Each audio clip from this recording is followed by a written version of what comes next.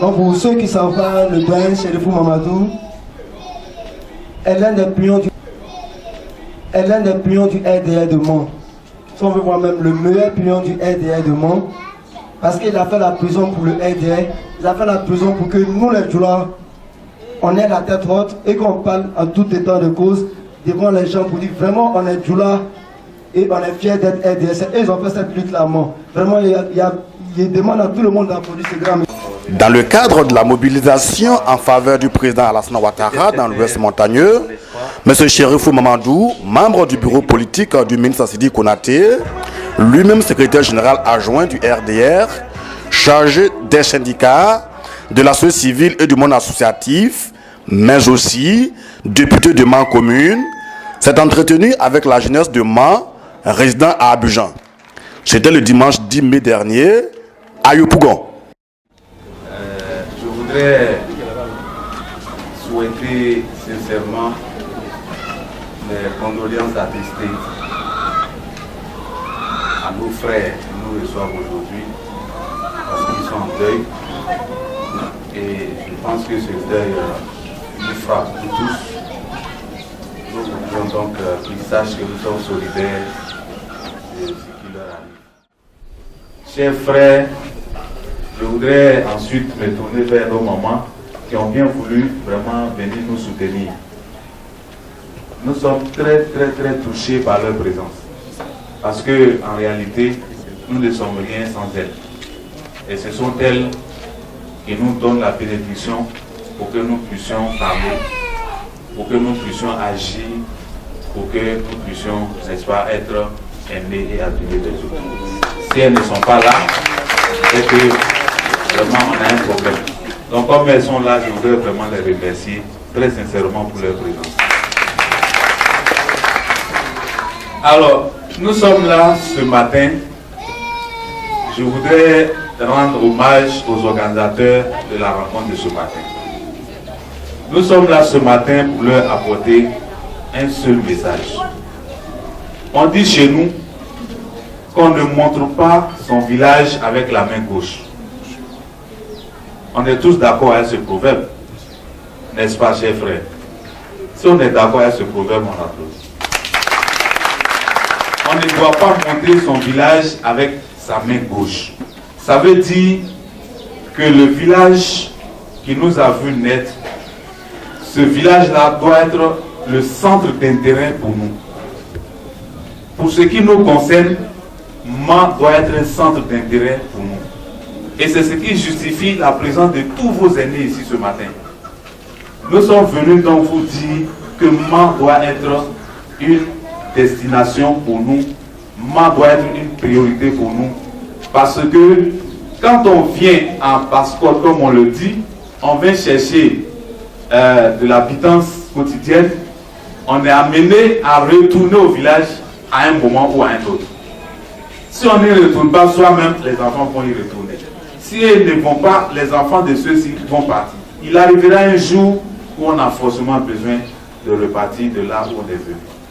Et donc, il est important que de là où on est venu là, le développement de là-bas nous préoccupe. Il est important que le rayonnement de là-bas nous préoccupe. Parce que demain, si nous devenons, comme on le dit, on devient quelqu'un, on veut retourner chez nous au village. Et quand on va souvent, on a des amis qui veulent nous accompagner. Quand ils arrivent là-bas, ils disent, ah mais c'est chez toi ici. Quand le développement n'est pas assuré, c'est vrai ou c'est faux? Et on dit, mais nous on croit que toi tu es grand type, on croit que toi tu es ceci, tu es cela, mais voilà chez toi, toi-même tu as honte. Et donc nous devons nous préoccuper de comment Mans va devenir. Et on doit se préoccuper de nos parents qui sont restés là-bas, nos frères et sœurs qui sont là-bas. Comment faire pour qu'eux aussi ils se sentent à l'aise là où ils sont? Qu'est-ce que nous on apporte comme contribution à cela? Ça, c'est ce qui va nous amener au deuxième point de notre intervention, qui est de dire que la chose politique à Mans doit nous préoccuper. Ça doit nous préoccuper parce que c'est à travers les décisions politiques qu'on donne les responsabilités aux gens. c'est à travers la décision politique qu'on met un député. C'est à travers la décision politique qu'on met une équipe municipale. C'est à travers la décision politique qu'on met une équipe régionale. Or, ce sont toutes ces structures que je viens de citer là qui doivent développer la vie. Ce sont ces structures-là qui doivent créer de l'emploi pour la jeunesse. Ce sont ces structures-là qui doivent créer les conditions d'exercice du travail de nos mamans dans les marchés. Mais si nous ne nous intéressons pas à ce qui se passe là-bas, alors on ne doit pas être étonné de voir que notre ville est en train de mourir au jour le jour. Et finalement, si Dieu ne nous aide, on va se retrouver à avoir honte d'aller chez nous à Mans. C'est pour cela que je suis venu vous dire que dans la vie, Dieu a planifié tout. Quand vous êtes dans une communauté, vous devez savoir observer et regarder ce qui se passe. Dieu nous a donné à Mans la possibilité de ne pas être derrière. Dieu a donné des moyens à Mans pour que Mans se développe. Dieu a donné des atouts à Mans pour que Mans soit une ville que tout le monde a envie en Côte d'Ivoire. Pourquoi? Parce que Dieu a donné des leaders à Mans. Aujourd'hui, le leader de Mans, pour le RDR, le leader de Mans, c'est le ministre Sidiki Konaté. Il ne faut pas qu'on se voile la face. Quand Dieu a mis quelqu'un devant toi, il faut accepter son leadership, se mettre derrière lui, l'entourer de ton affection, de ton soutien et de tes bénédictions, pour que lui, au fur et à mesure qu'il grandit, il puisse vous amener avec lui. Mais malheureusement, chez nous, à Mans, on n'a pas encore compris ça. On est toujours dans des considérations mesquines pour dire, celui-là, il est né devant nous l'autre jour, c'est lui qui est devenu comme ça, on ne peut pas. Ou bien celui-là, il est de telle origine, ou bien il est de telle race, on ne veut pas. Or, si on n'a pas dépassé ça, pour dire, derrière qui nous allons nous aligner pour que celui-ci puisse nous amener le développement à travers son carnet d'adresse, derrière qui nous allons nous aligner pour que celui-ci puisse développer notre ville, pour que des partenaires puissent venir développer notre ville. Si on n'a pas compris ça, on va perdre beaucoup de temps. Aujourd'hui, qui est bien placé parmi nous, quand il prend son téléphone, il appelle un ministre, ou bien il appelle un directeur général, ou bien il appelle un directeur central pour dire, ah, j'ai tel petit qui a tel diplôme, il peut faire tel travail. Qui est parmi nous aujourd'hui bien placé pour le faire? C'est le ministre Sidiki Konaté. Et si on ne lui donne pas cette possibilité-là, si on ne l'entoure pas, pour que davantage les gens qui sont au-dessus de lui fassent confiance. Pour que lui aussi, du fait qu'on lui fasse confiance là, on lui donne encore plus de possibilités pour continuer à nous aider. Si on ne fait pas ça, si notre rôle là ne joue pas, comment lui il peut jouer son rôle? Donc voilà, le message donc, que moi je viens vous apporter, chers frères, c'est que Dieu nous a donné un leader qui est le ministre Sidiki Konaté.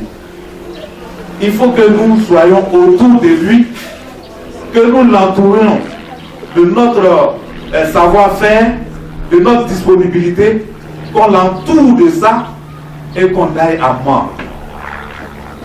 Arriver à Mans, tous ceux qui sont assis là, s'ils arrivent à Mans, ils ne vont pas à l'hôtel. Chacun a sa cour. Or, dans la cour de chacun peut au moins se faire écouter de 2 ou 3 personnes. C'est pour cela, quand vous avez dit tout à l'heure, vous êtes désolé, vous n'êtes pas nombreux. Écoutez, moi j'ai ri. Nous, quand on a commencé cette lutte-là, on se voyait à 2, à 3. Si on est 3, on est content parce qu'on dit on est nombreux aujourd'hui. Aujourd'hui, là, vous êtes là, vous avez rempli une vache. Au moins. Et vos mamans sont là, elles sont derrière vous. Vos soeurs sont là, elles sont derrière vous. Et c'est le fait d'un aléa qui ne dépend d'aucun de nous qui a fait que vous vous retrouvez avec ce nom. Mais ce nombre-là, moi, me satisfait. Je vous le dis. Vous qui êtes ici, là, C'est vous qui êtes les ambassadeurs de vos familles. C'est vous. C'est en vous que vos parents placent leur confiance. Parce que quand vous arrivez à moi, vos parents vous posent des questions. Vous disent, mais c'est comment? Et c'est vous qui les informez. C'est vous qui dites, ah papa, la situation actuelle, là, la situation politique aujourd'hui, là, voilà, le ministre Sidiki Konaté est le secrétaire général adjoint du RDR en charge des syndicats, de la société civile et des associations. Le ministre Sidiki Konaté, il a la confiance du président Alassane Dramane Ouattara et c'est lui qui, très souvent, est reçu par Alassane Dramane Ouattara pour parler des problèmes de moi. Et c'est lui qui peut aujourd'hui rentrer chez tous les ministres sans rendez-vous. Parce que ce sont ses frères, ce sont ses amis. Il peut aller les voir pour parler du problème de moi. C'est lui qui a des amis en Europe. Il a des amis en Afrique. Il peut les appeler pour dire, moi, dans ma ville natale, là, il n'y a pas de marché. Venez m'aider à reconstruire le marché. Dans ma ville natale, là, on avait un lac qui faisait la fierté de moi avant. Aujourd'hui, ce lac-là n'est plus qu'un nid de serpents. Quand il pleut, les serpents descendent dans le marché. On a besoin de quelqu'un pour venir arranger ça. Aujourd'hui, nous n'avons pas, en dehors des deux routes principales de Mans, on n'a pas de bitume à Mans. Tous ces problèmes-là, c'est vous qui pouvez expliquer à vos parents qu'on a quelqu'un, Dieu merci, Dieu nous a donné quelqu'un qui peut expliquer ça. Il peut dire au président de la République, pardon, il faut nous donner quelques kilomètres de goudron. Il peut parler au Premier ministre, qui peut parler au ministre des Infrastructures, ainsi de suite. Je vais vous faire une confidence. Quand au mois de juin dernier, en 2014, je suis allé en France, le ministre Sidiki Konaté y était. Il a été reçu par le conseil municipal au grand complet de Bordeaux, alors qu'il n'est pas maire. Voilà des opportunités de partenariat à tisser avec ceux qui sont loin devant nous dans le développement, qui peuvent nous apporter un peu de développement. Mais c'est vous là qui pouvez expliquer ça à nos parents. Et c'est pour cela qu'il est important que vous et nous là, on se donne rendez-vous et qu'on aille à Mans pour parler de l'initiative.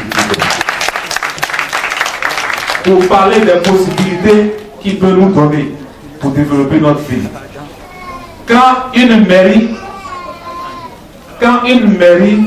met à sa tête une équipe municipale, cette équipe municipale-là doit être capable de créer des emplois pour la jeunesse. Cette équipe municipale-là doit permettre de créer de meilleures conditions d'exercice du petit commerce dans les marchés et dans les quartiers. Quand cela n'existe pas, c'est qu'on n'a pas vu juste, on n'a pas fait le bon choix. Et il est bon, il est important qu'on a expliqué ça à vos parents. Et pour que vous soyez acteurs des décisions qui vont être prises à Mans là, il faut que vous soyez sur le terrain et qu'au moment de prendre les décisions, que vous puissiez aussi prendre la décision avec vos parents à Mans. Ça veut dire que pendant l'enrôlement qui arrive là, on va tous aller à Mans, on va aller nous faire inscrire sur les listes à Mans. Ça, c'est le message que je viens vous apporter. Et nous allons faire en sorte que le ministre Sidiki Konaté nous soutienne et que nous ayons les moyens pour que nous puissions aller à Mans. Si vous êtes 100, si vous êtes 200, si vous êtes 300, si vous êtes 1000, on aura les moyens pour aller à Mans, pour aller nous mettre sur les listes. Et on aura les moyens pour aller parler à nos parents, pour faire le bon choix, pour élire d'abord le président de la République, Alassane Dramane Ouattara. Ensuite, pour élire les députés, et puis pour élire le maire. Quand on a fini de faire ce travail, en ce moment-là, on va maintenant demander à ceux à qui on a fait confiance là. Et pour nous, on a fini notre travail. Ça reste pour vous maintenant. Nous, on n'a pas ceci, on n'a pas cela. Faites ça pour nous. Ils ont le devoir de le faire. S'ils ne le font pas, puisque nous sommes désormais décideurs à Mans, quand une autre décision va arriver, on va faire le choix de d'autres personnes. On se sera donné les moyens de décider à Mans. très prochainement, la révision de la liste électorale va commencer. Et les gens de Sagem, il paraît que ce n'est plus Sagem, c'est un autre nom maintenant. Voilà. C'est eux qui ont eu donc le marché de faire la révision de la liste électorale. Et je pense qu'à partir du 15, ils vont commencer effectivement à faire l'enrôlement. Et nous devons avoir une liste avec vous, chers frères. On doit avoir une liste de personnes disponibles, de personnes qui peuvent accepter de sacrifier au moins 3 jours de leur temps pour aller à Mans. On va à Mans, on est chez nous, on est dans nos familles. Le frère qui n'est pas encore recensé, n'est pas encore allé faire sa révision, on lui dit mais allons-y. La soeur qui est là, on lui dit non, allons-y. Pour que demain, puisque nous serons nombreux sur la liste, pour que demain, nous puissions avoir à prendre les décisions qui peuvent nous arranger.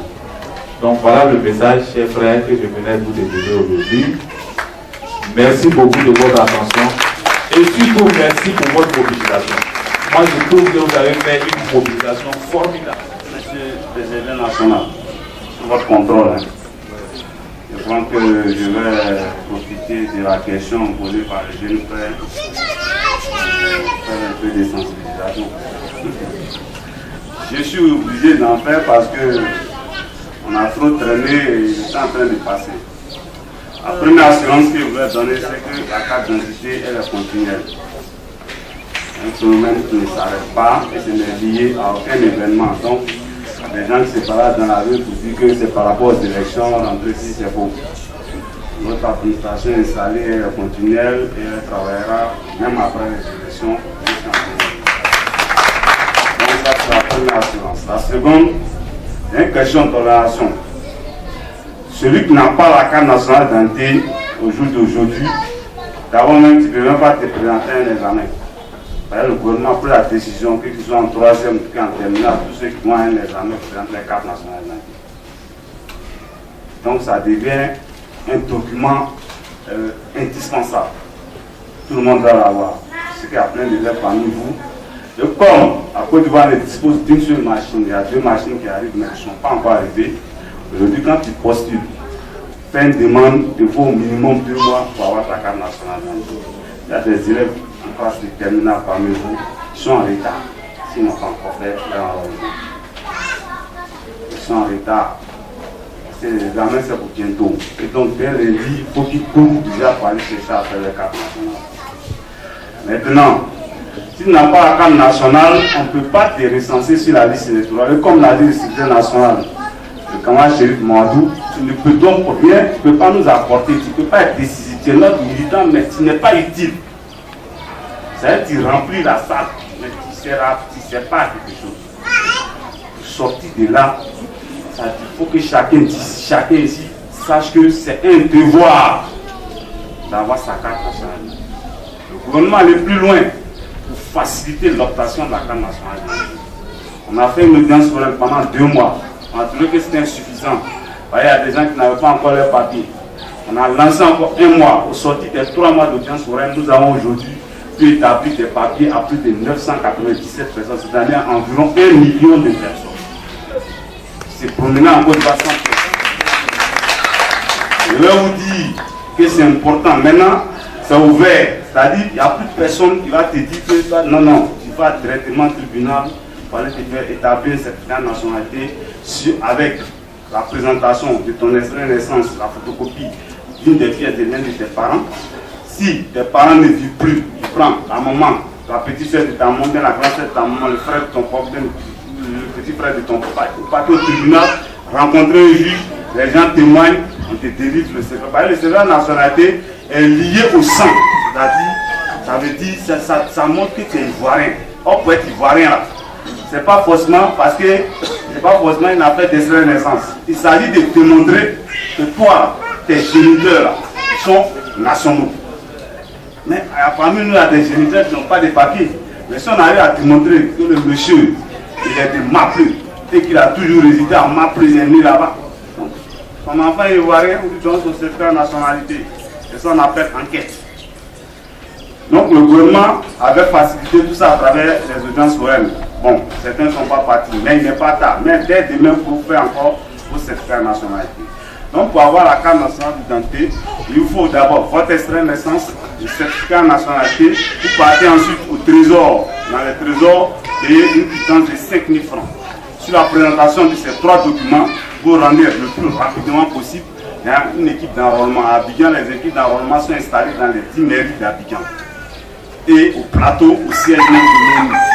Arrivez là-bas, faites le rang comme tout le monde. On va vous enrôler, vous pouvez vos papiers, vous disposez de 2 mois et demi pour avoir votre pièce d'identité. Pendant ce temps, sur la présentation du récépissé qui vous sera remis, vous serez appelé à aller vous faire inscrire sur la liste électorale. Parmi vous, certains n'avaient pas l'âge de voter, n'est-ce pas, en 2010. Hein?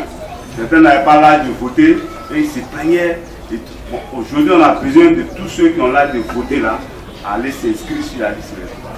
Or, pour s'inscrire sur la liste électorale, la pièce indispensable, la pièce demandée, c'est la carte nationale d'identité. Donc, ceux qui n'ont pas pu faire l'audience orale, la seule opération qui est terminée, qui n'est même pas terminée, parce que hier je sortais d'un séminaire, les gens ont constaté qu'il y a des demandeurs d'extrait de naissance et des demandeurs de certificat de nationalité. Donc le gouvernement a décidé et a demandé à l'audience orale de maintenir ouvert ces guichets dans toutes les sous-préfectures, dans toutes les mairies, partout. Et que les gens n'ont pas continué d'aller demander un certificat de nationalité. Et là, quand tu te présentes à ces guichets-là, tu te délivres un certificat de nationalité gratuitement. Tu ne payes pas 5 francs. Donc ça veut dire que le processus est gratuit jusqu'à l'établissement de la carte nationale d'identité où on te demande d'aller payer 5 000 francs en trésor. Et il faut le faire vite. Les guichets là seront ouverts sur 2 semaines. Pour pouvoir faire gratuitement les certificats de nationalité. Il faut le faire vite. Il faut s'organiser pour aller le faire. Dès que tu as ton certificat de nationalité, tu es sauvé. Notre objectif aujourd'hui, c'est de faire la politique autrement. La politique qui se faisait avant, où on réunissait les gens et puis après on mettait des billets de 1000 francs, vraiment, cette politique-là est dépassée. Il faut être utile à ceux avec qui tu travailles, parce qu'aujourd'hui, si un seul enfant, une seule famille a pu avoir un emploi, c'est vraiment près de 10 à 2 personnes à qui vous avez rendu service. C'est pour cela que j'ai demandé à l'organisateur de cette rencontre-là, quand il va faire sa liste de présence, il n'a qu'à faire sa liste de présence de la façon suivante. Il met nom, prénom, fonction. J'ai dit fonction parce que si quelqu'un travaille déjà, qu'on le sache. Mais si la personne ne travaille pas, la personne met sans emploi. Et niveau d'études. Ensuite, le contact et le numéro, comment on appelle le numéro électronique. Pourquoi? Parce que nous devons avoir un fichier de tous nos frères et qu'on sache exactement quel est le niveau d'études que ces personnes ont et comment on peut les aider. Si c'est des personnes qui sont sans emploi et qui n'ont pas de niveau, en ce moment on sait comment les organiser en groupement d'intérêt économique et puis pour les orienter par rapport à des projets. Par exemple, le Fonds national de jeunesse est là, mais eux ils financent les gens sur la base des projets bien élaborés et ces canevas d'élaboration des projets là. Nous-mêmes on a des expertises ici à mon oncle qui est là. Ils peuvent aider ceux qui sont dans ce cas-là à pouvoir formaliser et formuler des projets. Et puis maintenant, on les envoie, ces projets-là, vers les structures de financement. Et nous-mêmes, on soutient ces demandes-là pour que, on appuie ces demandes-là pour que ces structures puissent effectivement financer ceux qui sont dans le besoin. Mais par contre, ceux qui ont les BTS ou qui ont le bac, qui ont d'autres niveaux d'études, très souvent, on a des opportunités qui s'offrent à nous. Récemment, il n'y a pas encore longtemps, nous avons été approchés par le frère Bamba qui est là. Il nous a dit, il y a 10 places au niveau du traitement des personnes enrôlées au niveau des audiences foraines. Il y a des traitements qui vont suivre. Et on a besoin des gens qui ont le BPC au moins pour pouvoir donc les recruter. Il a pu, par son bien, on a pu permettre à 10 personnes de rentrer dans ce circuit. Mais cela veut dire que nous-mêmes, on a eu des problèmes parce qu'on était obligé de chercher, d'envoyer des messages aux gens pour dire, mais qui a son enfant, qui a BPC, qui a son enfant. Parce qu'on n'a pas de répertoire. Si on n'a pas de répertoire, ça nous perd le temps. Et souvent, comme on n'est pas les seuls, on n'est pas les seuls demandeurs, ça nous perd le temps. On cherche, on veut savoir qui a ça. C'est pour cela que j'ai dit, au sortir de cette réunion-là, il faut qu'on ait un répertoire. Je précise bien, avoir ce répertoire ne veut pas dire que M. Chérif est venu prendre l'engagement qui va donner du travail à tout le monde. Je suis quelqu'un, je ne veux pas être pris au mot des mains. Je sais ce que je fais, je sais ce qu'il y a à mon fort intérieur et je sais quelles sont les instructions du ministre Sidi Konaté relativement à ces questions-là. Nous n'allons jamais dormir avec les listes que vous allez nous donner. On va toujours nous battre pour chercher quelque chose pour vous. Mais tant qu'on n'a pas encore trouvé, il faut que vous soyez patients. Et nous faire confiance pour dire que ceux-là, c'est des gens responsables. S'ils disent qu'ils vont nous aider, ils sont en train de chercher. Il n'y a pas encore longtemps, on m'a appelé, on m'a alerté ici, que Sagem est en train de faire un recrutement. Mais eux, comment ils ont fait? Ils ont Albatros, c'est ça. Ils ont fait un recrutement ici d'abord, mais en ligne. Et ils ont pris des gens qui sont des superviseurs des régions. Et donc ils ont envoyé ces personnes-là dans les régions directement. Ils font pas les recrutements ici. Eux, ils vont en région pour aller faire le recrutement. Et nous avons cherché le contact de celui qui est parti à moi. Il se trouvait être une dame. Je suis rentré en contact avec le DR de l'ONU. Et je lui ai dit, il faut voir notre jeunesse qui est sur place là-bas. Ceux qui ont le niveau, c'est même pas le niveau, c'est-à-dire qu'il va avoir le bac ou plus, normalement. Il faut avoir le bac, le niveau BTS.